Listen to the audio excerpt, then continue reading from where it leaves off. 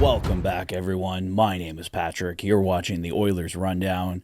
Well, as I mentioned in the Fanatic Rundown last night, it was a great battle between the Edmonton Oilers and Colorado Avalanche.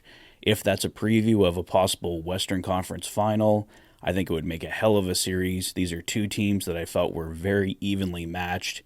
Obviously, the game had a disappointing ending, a 3-2 overtime loss with 0.5 seconds left, but got to witness that game live, and like I said, a hell of a matchup. Two teams that make for one hell of a series. Nathan MacKinnon versus Connor McDavid. It writes itself, right? And speaking of that goal with 0.5 seconds left, it was a pretty amazing play from Nathan MacKinnon. So, yeah, I mean, it's going to make a great series if it happens. It was a great hockey game last night, and just unfortunate the Oilers fell just short, but they do pick up a point in the all-important Pacific Division standings. Some other takeaways from last night that were positives from the Edmonton Oilers, though. Sam Carrick getting his first goal as an Edmonton Oiler. Corey Perry picking up point number 900 in his career, so two great things we love to see. Stuart Skinner, another outstanding performance. I think he remains red hot here, wrapping up the season. Goaltender Calvin Pickard as well, playing well. So obviously great to see that the Oilers don't have a lot of goaltending concerns going into the playoffs, but they do have one potential injury concern. Daniel Nugent-Bowman of The Athletic had this report. Oilers coach Chris Knobloch said Vinny Desharnais didn't play in the third period because there could be an injury that he sustained in a fight with Avalanche defenseman Josh Manson. The immediate answer is, of course, to insert newly acquired Troy Stecher into the lineup in Vinny's place.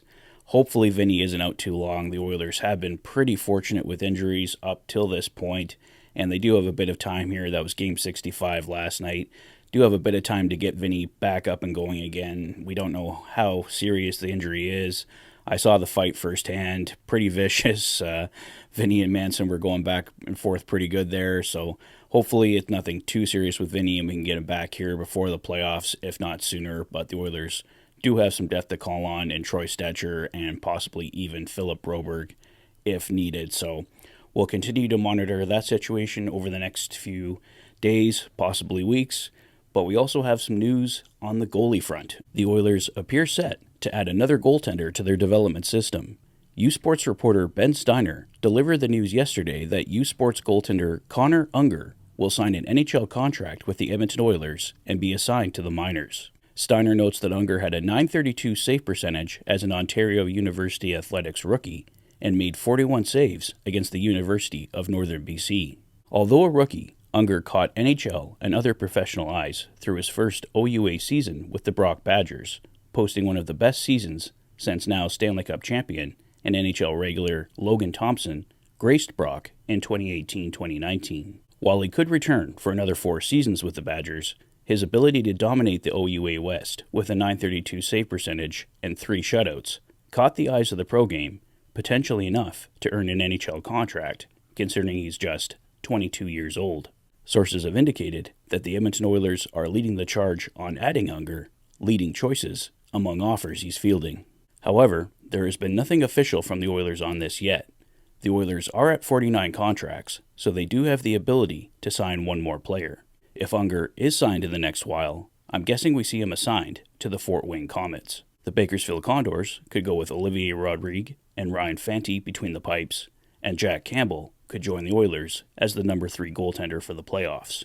And speaking of Jack Campbell, he has been absolutely red hot as of late, riding a .926 save percentage, and he picked up another shutout last night.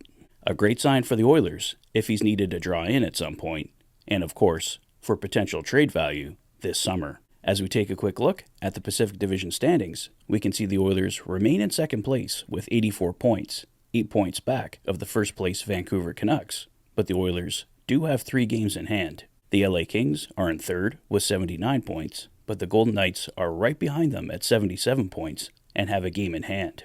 The Flames are technically still in the mix at 71 points, but can't afford to falter at all down the stretch.